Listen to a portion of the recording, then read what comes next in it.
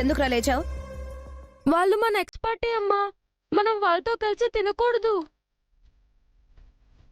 మనమేం వాళ్ళ దగ్గరకు వెళ్ళి తినడం లేదుగా, వాళ్ళే మన దగ్గరకు వచ్చారు.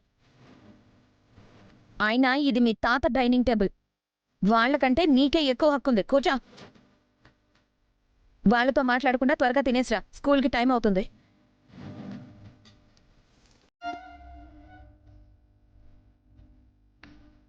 మావయ్య, ఎలా ఉంది మన రివర్స్ యాక్షన్? సూపర్ రా బుజ్జి. కూర్చొని అత్త కూర్చో. అత్త కూర్చో. ఏంటత్త నువ్వు? కూర్చో, మా అమ్మ వెళ్ళిపోయింది కదా, కూర్చో. మావయ్య నువ్వు కూడా కూర్చో.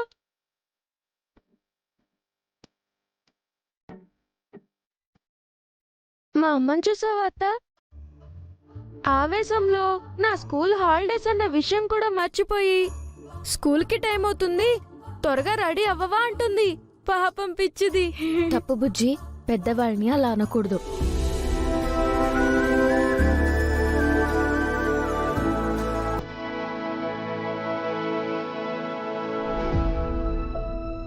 గౌతమ్ బాబు, ఇప్పుడు అడిగే సిచ్యువేషన్ కాదు కానీ మొన్నటి నుంచి కడుపులో ఒకటే దేవేస్తుందండి.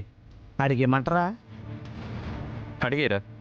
ఏమి లేదండి, అసలు ప్రపోజ్ కూడా చేయకుండా ఈ నేలగా అతిథి మేడం లవ్ చేశారు కదా,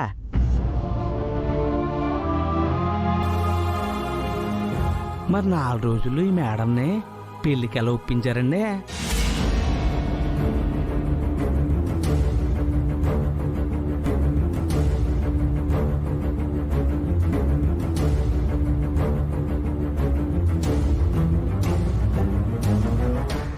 అసలు మీ లవ్ స్టోరీ ఏంటి?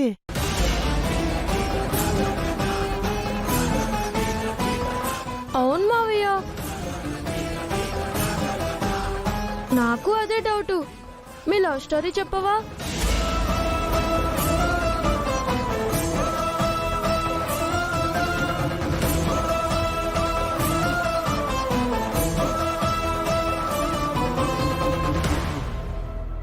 బుజ్జి, ఇప్పుడు అవన్నీ ఎందుకు? తిను. లేదు లేదు లేదు, చెప్పాల్సిందే. ప్లీజ్ మావయ్య, ప్లీజ్ ప్లీజ్. చెప్పండి బాబు గారు. అవంతిక, ఏమైంది కార్తీక్? నందుకి వేరే పెళ్లి సంబంధం చూస్తున్నారంట.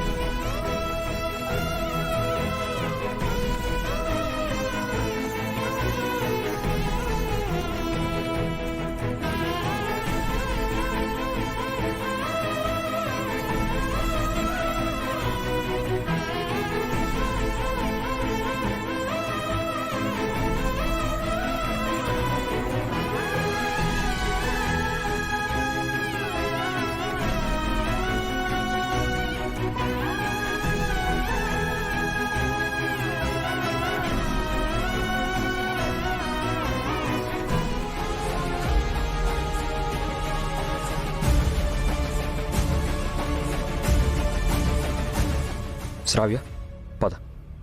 ఆగండి.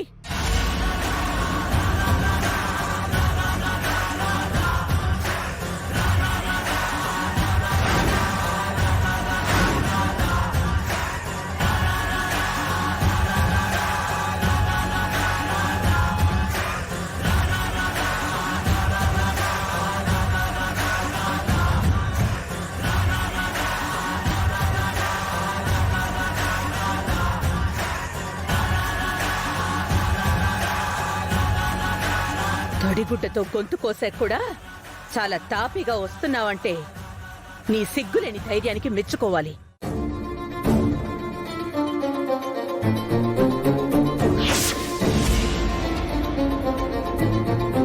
ఎందుకొచ్చావు?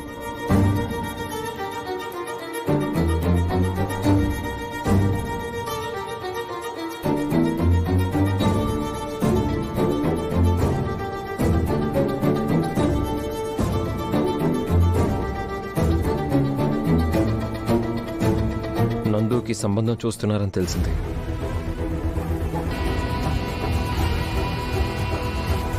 తెలుసుకున్నావు కదా, పెళ్లికి తప్పకుండా పిలుస్తాం. సకుటుంబ సపరివార సమేతంగా వచ్చి ఏడవండి.